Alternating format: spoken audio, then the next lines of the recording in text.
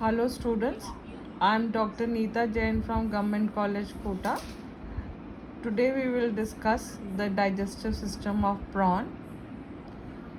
Prawn झींगा उसमें जो आहार नाल है वो 3 भागों में विभाजित होता है, foregut, midgut and hindgut. Foregut में माउथ से लेकर और स्टमक तक सारे पार्ट्स आते हैं। मिडगट यानी कि इंटेस्टाइन, और हाइंडगट लास्ट पार्ट होता है जिसमें आता है रेक्टम।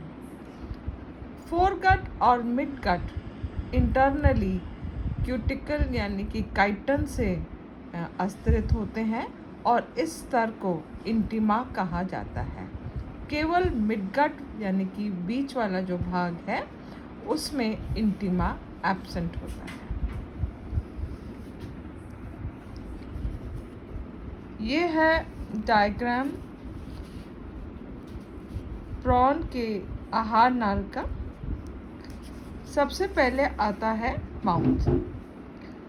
माउथ वेंट्रल साइड पे पाया जाता है एक स्लिट के रूप में। माउथ के दोनों ओर लेब्रम और लेबियम पाए जाते हैं और लेटरल साइड्स पर पाया जाता है मैंडिबल का इंसाइजर प्रोसेस। उसके बाद माउथ से शुरू होता है बकल कैविटी और बकल कैविटी के बाद आती है एजोफेगस। एजोफेगस के बाद आहार नाल का सबसे बड़ा भाग पाया जाता है जिसको कहते हैं कार्डियक स्टमक। स्टमक 2 पार्ट्स में डिवाइडेड है, cardiac stomach and pyloric stomach. Pyloric stomach छोटा है और कार्डियक स्टमक जो है आप देख रहे हैं इस सिफेलोथोरैक्स का मेन पार्ट जो है, मेन एरिया उसको कवर करे रहता है। पाइलोरिक स्टमक के बाद आती है मिडगट। मिडगट सिफेलोथोरैक्स से लेके और पूरे 5 सेगमेंट्स में पाई जाती है, ये मिडगट है। इंटेस्टाइन यानी कि मिडगट, और फिर लास्ट यानी कि छठे खंड में पाया जाता है रेक्टम यानी कि हाइंडगट, जो कि एनस छिद्र द्वारा टेल्सन के वेंट्रल साइड पर एक छिद्र द्वारा एनस द्वारा बाहर खुलता है। तो ये है इसकी कंप्लीट आहार। तो माउथ के बाद जैसे कि आपको बताया बकल कैविटी, तो माउथ और बकल कैविटी में तो इंसाइजर और मोलर प्रोसेस पाए जाते हैं मैंडिबल्स के। और उसके बाद एजोफेगस है। एजोफेगस में हम देखते हैं, this is the diagram of oesophagus. Oesophagus, ये एजोफेगस का टीएस है, ट्रांसवर्स सेक्शन है, और इसमें हम देख रहे हैं कि लॉन्गिट्यूडनल फोल्ड्स पाए जाते हैं। 4 फोल्ड्स हैं, एंटीरियर फोल्ड, पोस्टीरियर फोल्ड और ये 2 लेटरल फोल्ड्स। सबसे भीतरी स्तर जैसे कि आपको बताया था काइटन का बना हुआ इंटिमा होता है। इंटिमा में, दिस इज कॉल्ड इंटिमा, और इंटिमा में जो काइटन है छोटे छोटे शूक या ब्रिसल्स के फॉर्म में होता है। ये भोजन को और छोटे टुकड़ों में तोड़ने में हेल्प करता है। एजोफेगस के बाद आता है cardiac stomach. This is the diagram of the cardiac stomach, और कार्डियक स्टमक का ये एलएस है यानी कि लॉन्गिट्यूडनल सेक्शन है, और इसमें हमें नज़र आ रहा है सबसे पहले एंटीरियर भाग में तो एजोफेजियल ओपनिंग है जहाँ से एजोफेगस कार्डियक स्टमक में खुलता है। कार्डियक स्टमक में कई सारी काइटन की प्लेट्स पाई जाती हैं। सबसे पहली प्लेट है सर्कुलर प्लेट, काइटन की प्लेट, जो कि सपोर्ट देती है कार्डियक स्टमक को, और ये एजोफेजियल ओपनिंग के एंटीरियर साइड पर पाई जाती है। फिर होती है नेक्स्ट इज लैंसियोलेट प्लेट। लैंसियोलेट प्लेट जो है इस प्रकार से आर्क्ड होती है और यहाँ पे इसका सिर्फ सेक्शन नज़र आ रहा है। फिर next third type of plate is found just in the middle on the floor of the cardiac stomach, and this is called as Hastate plate. ये बहुत ही एक इम्पॉर्टेंट पार्ट है कार्डियक स्टमक का, क्योंकि ये भोजन को और भी छोटे पार्ट्स में तोड़ने में हेल्प करता है।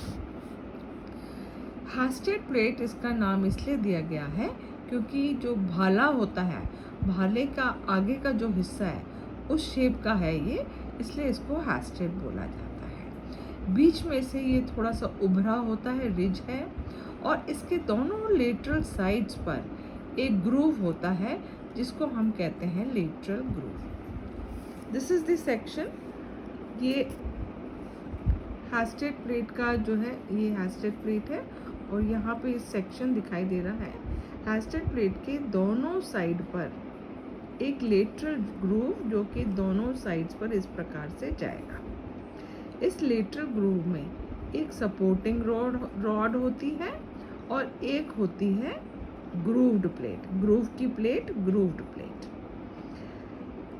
ग्रूव, लेटरल ग्रूव के साइड में पाई जाती है कोम प्लेट, कोम्ड प्लेट। इस कोम्ड प्लेट में भीतर की ओर छोटे छोटे काइटिन के शूक होते हैं जो ग्रूव के ऊपर से होकर और हैस्टेड प्लेट पर आते हैं। इन छोटे शूकों से या इन ब्रिसल्स, ये जो कोम लाइक स्ट्रक्चर है, ये भोजन को और छोटे टुकड़ों में तोड़ने में हेल्प करता है। हैस्टेड प्लेट के दोनों ओर पाई जाती हैं दो गाइडिंग रिजेस और हैस्टेड प्लेट के जस्ट पीछे यानी कि पोस्टीरियर पार्ट पर पाया जाता है कार्डियोपाइलोरिक एपर्चर यानी कि ओपनिंग, जिसके द्वारा ये कार्डियक स्टमक पाइलोरिक स्टमक में होता है। Next is pyloric stomach.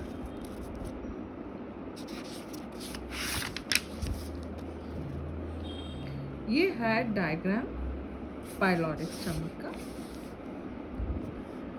Pyloric stomach का ये एलएस यानी कि लंबा सेक्शन है जिसमें कि आप देख रहे हैं कि ये है ओपनिंग ये है ओपनिंग कार्डियोपाइलोरिक एपर्चर, है ना, और दूसरे एंड पे ओपनिंग है जो कि मिडगट में जाएगी। इस पाइलोरिक स्टमक में आप देखते हैं कई सारे वाल्व्स हैं। एक कार्डियोपाइलोरिक एपर्चर के एंटीरियर वाल्व है, पोस्टीरियर वाल्व है और दो लेटरल वाल्व्स हैं। फिर आती है पाइलोरिक स्टमक की कैविटी। इस कैविटी में हम देखते हैं ये है सेक्शन पाइलोरिक स्टमक का और इसमें दो लेटरल बड़े फोल्ड्स होते हैं। दो लेटरल फोल्ड्स की वजह से पाइलोरिक स्टमक की जो कैविटी है ये दो भागों में विभाजित हो जाती है। डॉर्सल साइड का छोटा सा डॉर्सल चेम्बर और वेंट्रल साइड का वेंट्रल चेम्बर। इनकम्प्लीट पार्टीशन है, बीच में हम देखते हैं एक वर्टिकल पैसेज है जो कि डॉर्सल और वेंट्रल चेम्बर को जोड़ता है। वेंट्रल चेम्बर में एक पाइलोरिक फिल्टर प्लेट पाई जाती है। ये पाइलोरिक फिल्टर प्लेट जो है ये इन्वर्टेड वी शेप की होती है और ये है पाइलोरिक फिल्टर प्लेट और इसमें कई लॉन्गिट्यूडनल रोज होते हैं स्पाइन्स यानी कि सीटे के और ग्रूव्स एंड रिजेस पाए जाते हैं। तो जब भोजन कार्डियक स्टमक से पाइलोरिक स्टमक में आता है तो ये इस प्लेट पे से इन शूकों के ऊपर से गुजर के फिल्टर होता है और केवल बहुत फाइन पार्टिकल्स और लिक्विड फूड जो है वो मिडगट में उसका पैसेज या उसको अलाउ किया जाता है।